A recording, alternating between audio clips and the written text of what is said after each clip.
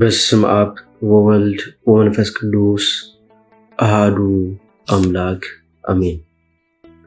ዓለማት ብፍቅሪ ዝምግብ ጥንት ዝነበረ አልፋ ዓለም ሕሊፉ ዝነብር ኦሜጋ መጀመርታን መወዳእታን ዘይብሉ ናይ አቦታትና አምላኽ ናይ ሰራዊት ጌታ ስለትኽንገር ዘይክእል ምሕረቱ ስለትኽንገር ዘይክእል ፍቅሩን ርህራሄኡን ክብርን ምስጋናን አምልኾን ስግደትን ንዕኡ ንበይኑ ይግባእ።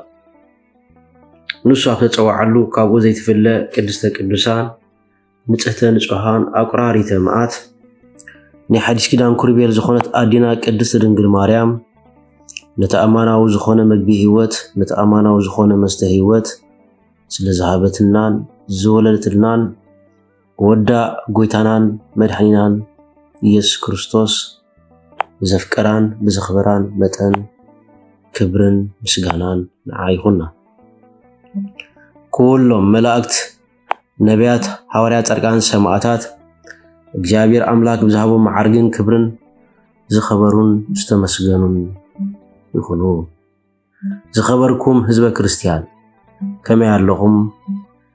ከመይ ጸኒሕኩም? አሜን።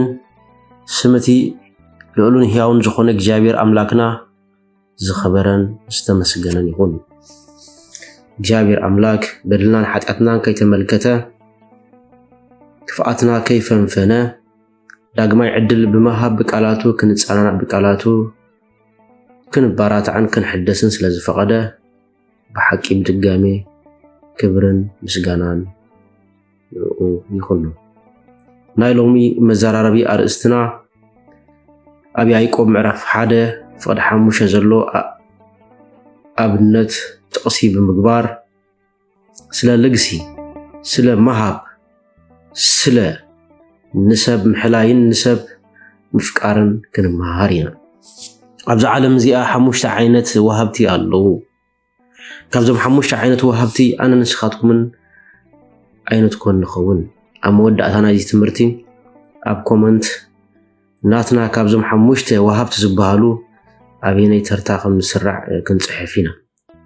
ዋና ዓላማ እዚ ናይዚ ትምህርትና ተሓቀኛ ወሃቢ መን ምዃኑ ክንፈልጥ ስለዘለና እዩ። ሓቀኛ መሃብ እንታይ ምዃኑ ክንርዳእ ስለዘለና እዩ። ዳኣ እምበር ነብስና ኣብ ተርታ ምስራዕ ኣይኮነን። ናብቲ ሓቀኛን እግዚአብሔር አምላክ ዝፈትዎን መደብ ንምምጻእ ካብ ዓሚ ሎሚ ካብ ትማሊ ሎሚ ንሕሸሉ ህይወት መታን ክህልወና እዩ። ስለዚ ኣብ ዓለምና ወይ ከዓ ኣብ ክርስቲያናዊ ህይወት 5 ወሃብቲ ኣለዉ። ካብዞም 5 ወሃብቲ መን ኮን ንኸውን? ኣነ ንስኻትኩም ኣበየናይ ተርታ ኮን ምስራዕ ንኸውን? ኣብ ያዕቆብ ምዕራፍ 1 ፍቅዲ 5 ከም ዝብል ሃይለ ቃል ኣሎ። ሓደ እኳ ካብኣትኩም ጥበብ እንተገደሎ ግና ነቲ ከየስተሓፈረ ንኹሉ ብልግሲ ዝህብ ኣምላኽ ይለምኖ ክህበውን ይብለና። ስለዚ መሃብ ብልግሲ እዩ፣ ምምጽዋት ብልግሲ እዩ። ስለዚ ንሕና ንሰባት ክንህብ ከለና ከምቲ ኣነ ቅዱስ የሞ ቅዱሳን ኮኑ ዝበለና ንእግዚአብሔር አምላክ ክንመስል ስለዝግባአና ንኹሉ ሰብ ብዘይ ምንፋግ ንኹሉ ሰብ ብዘይ ምዕርምራም ብልግሲ ክንህብ ይግባአና።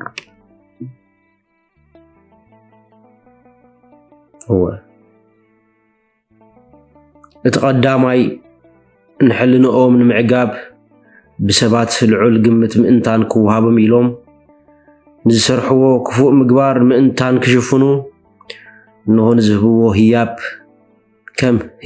ከም ልግሲ ከም ንስሓ ንኽቁፀረሎም ዕዳ ከም ምኽፋል ኣምሲሎም ዝኸፍሉ ዝህቡ ወሃብቲ ኣለዉ።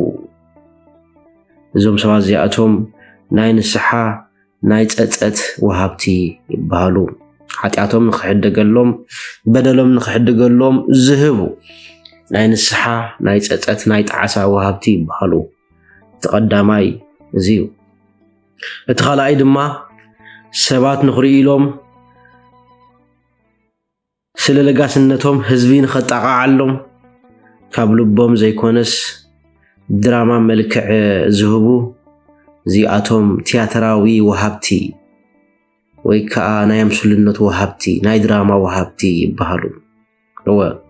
ሰባት ንኽሪኢሎም ስለ ለጋስነቶም ንኽውረየሎም ኣብ መድረኽ ኣብ ኣደባባይ ብምውፃእ ኣብ ዓመት ሓደ ግዜ ኣብ 2 ዓመት ሓደ ግዜ ኣብ 5 ዓመት ሓደ ግዜ ሰባብ ዝተኣከበሉ ኣጋጣሚ ንለጋሳት ምዃኖም ንኽውረየሎም ዝህቡ ሰባት እዮም።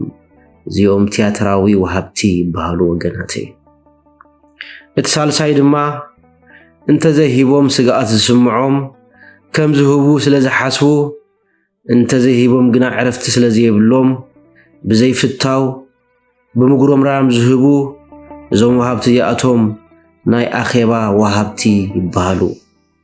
ናይ ኣኼባ ወሃብቲ ሰባት ንኽጠቕዓሎም ሰባት ንኽሰምዓሎም ልክዕ ከምዞም ኣብ ካልኣይ ዘለዉ ዓይነት ማለት እዩ።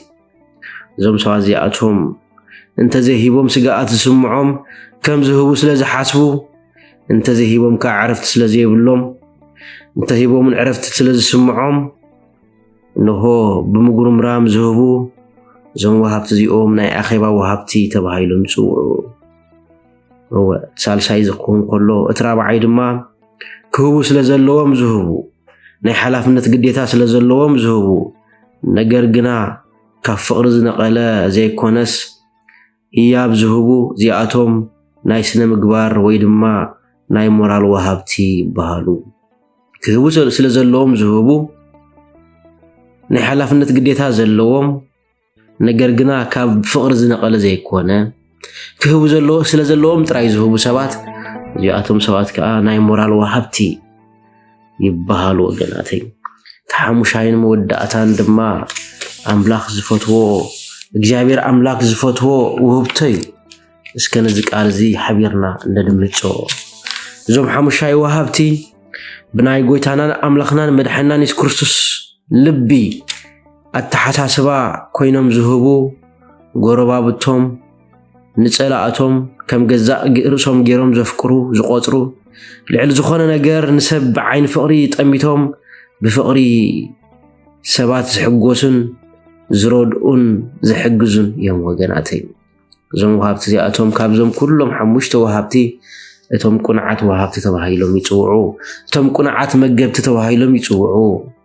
እቲ ዝህብ ብዘይ ምጉርምራም ብልክሲ ይሃብ ከም ዝብለና ወንጌል እንሆ ብዘይ ምጉርምራም ዝህቡ ካብ ናይ ኢየሱስ ክርስቶስ ሓሳብ ተላዒሎም ካብ ናይ ኢየሱስ ክርስቶስ ፍቕሪ ተላዒሎም ካብ ናይ ኢየሱስ ክርስቶስ ለዋህነት ተላዒሎም ኩሉ ዝዓለም እዚ ሓላፊ ምዃኑ ኩሉ ኣብዚ ዓለም ዘሎ ሃብቲ ይኾነ ጥበብ ፀጋ ኾነ ናይ እግዚአብሔር ኣምላክ ኢሎም ዝኣምኑ ብናይ ኢየሱስ ክርስቶስ ኣተሓሳስባ ብናይ እግዚአብሔር ኣምላክ ፍቕሪ ብናይ እግዚአብሔር ኣምላክ ርድኢት ሓሲቦም እቲ ንእድኻ ዝህብ ንዓይ ከም ዘለቅሕ ኢሎም ዝሓስቡ ሰባት ንሆ ኣብ ምድሪ ዘይኮነስ ሃብቶም ኣብ ሰማያት ዝምዝግቡ ኣብቲ ነቐዝን ብልዕን ምምራትን ዘይብሉ ቦታ ሃብቶም ዝእክቡ ዘኸዓብቱ ብናይ ጎይታናን መድሓኒናን ኢየሱስ ክርስቶስ ኣተሓሳስባ ዝበልጸጉ እዚኦም ስፒሪቹዋል ጊቨርስ ይበሃሉ፣ መንፈሳውያን ወሃብቲ ይበሃሉ። ስለዚ ወገናተይ ነዚ ነገር እዚ ክንመስሎ ናይ እግዚአብሔር ኣምላክ ቅዱስ ቸርነት ናይ ኣዲና ቅድስት ድንግል ማርያም ኣማላድነት ናይ ኩሎም ህርያን ጻድቃን ተራድኣነት ኣይፈለየና። ወሃብቲ ክንከውን ብናይ ጎይታናን መድሓኒናን ኢየሱስ ክርስቶስ ኣተሓሳስባን ፍቕርን ብናይ ኢየሱስ ክርስቶስ ዕላማን ብናይ ኢየሱስ ክርስቶስ ርድኢትን ኮይንና ክንህብ እግዚአብሔር ኣምላክ ንሆ ብቸርነቱ ይደግፈና። ወስብሐት ለእግዚአብሔር።